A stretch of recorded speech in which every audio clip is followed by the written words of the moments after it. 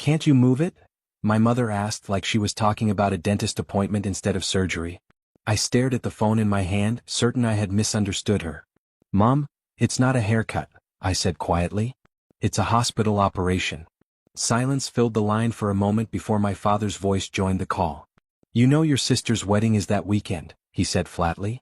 The whole family will be there. I waited for the obvious solution. That they would attend the wedding while I recovered in the hospital. Instead, my mother sighed impatiently. Emily already paid for the venue. Guests are flying in. Don't make this complicated, Avery Caldwell. That was the moment I realized something painful. They had already chosen. My surgery date had taken months to secure. The doctor had warned me delaying it wasn't ideal. But my parents weren't asking if I was safe. They were asking if I was convenient. Avery, my father continued, his tone hardening, your sister's wedding happens once. I looked down at the hospital paperwork on my kitchen table. You're right, I said slowly. Exactly, my mother replied with relief. But they misunderstood what I meant. Because that was the exact moment I decided something else would only happen once too. My relationship with them. After the call ended, the apartment felt painfully quiet.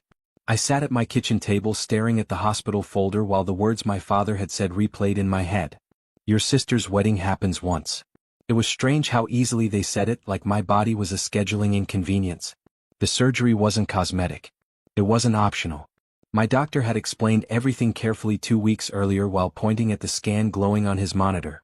Waiting longer increases complications, he told me. I strongly recommend we keep this date. I had nodded, trusting the plan.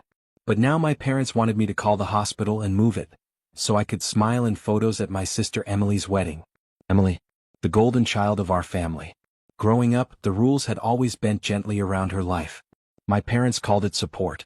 I learned to call it something else. That evening my phone buzzed again.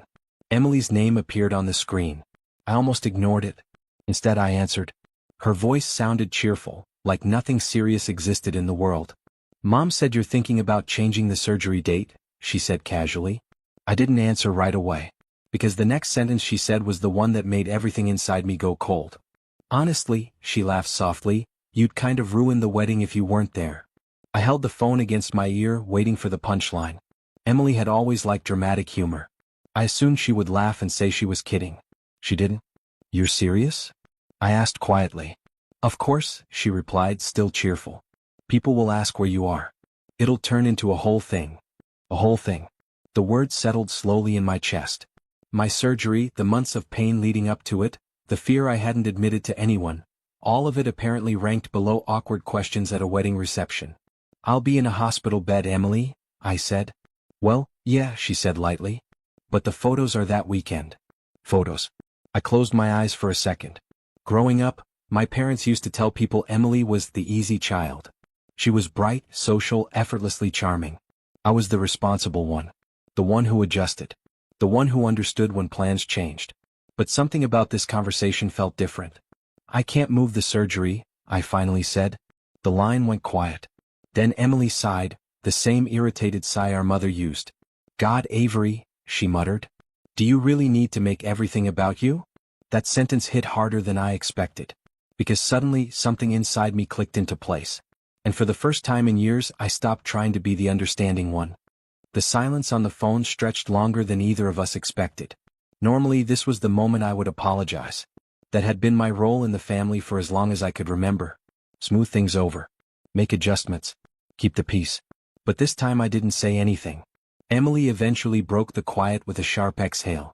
So you're seriously choosing a surgery over my wedding? The way she framed it made my chest tighten. Like I was the selfish one. It's not a choice, I replied. It's medical. That's dramatic, she said immediately.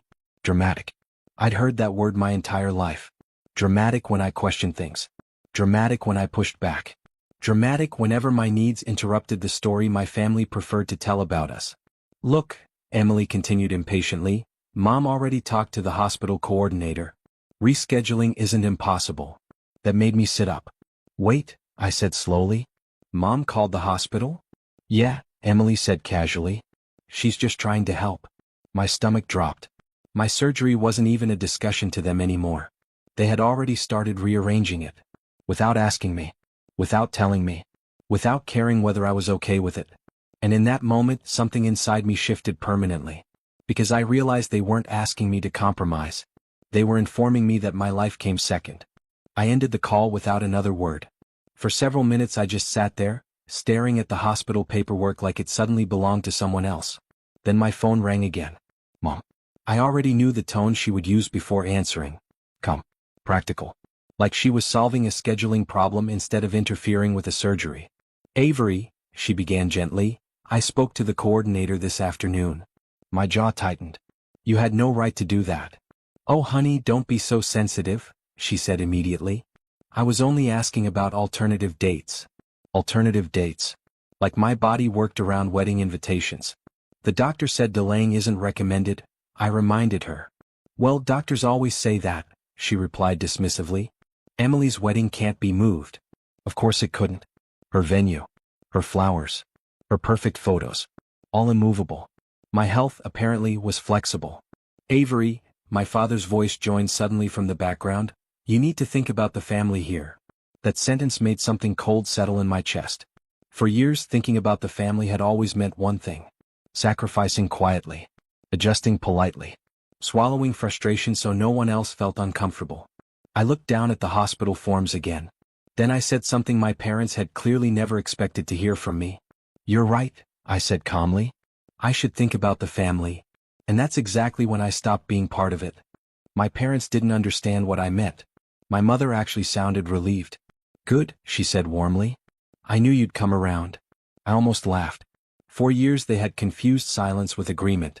But this time, something inside me had already settled into place. I'm not moving the surgery, I said calmly.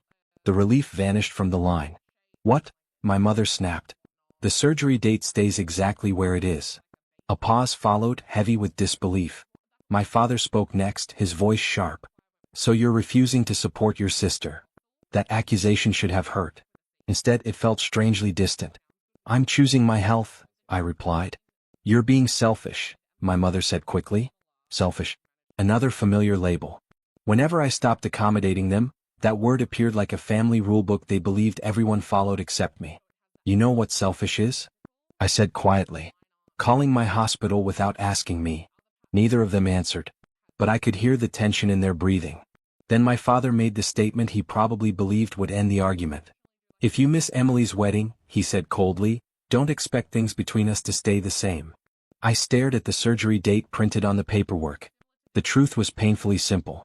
They were right about one thing. Things weren't going to stay the same. Because I had already decided they wouldn't. The wedding invitation stayed on my kitchen counter for weeks. Cream paper. Gold lettering. Emily Caldwell and Daniel Pierce, celebrating the beginning of their perfect life. Every time I walked past it, I felt the quiet pressure my parents believed would eventually make me give in. They kept calling. First reminders. Then lectures. Then silence when it became clear I wasn't changing my mind. The surgery date arrived on a gray morning that smelled faintly of rain. I drove myself to the hospital before sunrise, my overnight bag resting in the passenger seat. My parents never asked what time I was checking in. They were busy with rehearsal dinners and seating charts. In the waiting room, a nurse clipped a bracelet around my wrist while explaining the procedure again. You have family coming later? She asked kindly. I shook my head. No, I said softly. She smiled anyway. We'll take good care of you. Across town, guests were probably gathering at the venue by then. Dresses being zipped. Cameras being unpacked. For a moment I wondered if Emily noticed my empty chair. If my parents mentioned why I wasn't there. Then my phone buzzed on the small hospital table beside me. A message from my mother. 3 words. You made your choice. I stared at the screen for a long moment.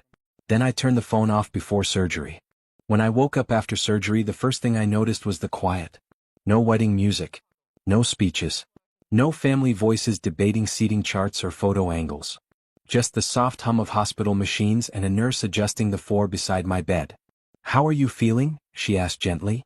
Sore, I admitted. But okay. The surgery had gone well.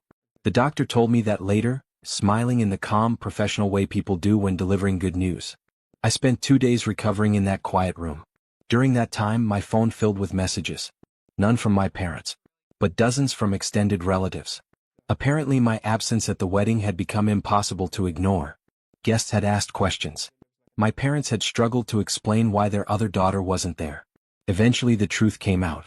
That I had been in surgery. That my parents had asked me to move it. The reactions had not been kind to them. When I finally left the hospital, I drove home slowly, the spring air cool through the open window. My parents never called. Neither did Emily. And for the first time in my life, the silence between us didn't feel painful. It felt peaceful. Some relationships end with screaming. Ours ended with a quiet decision.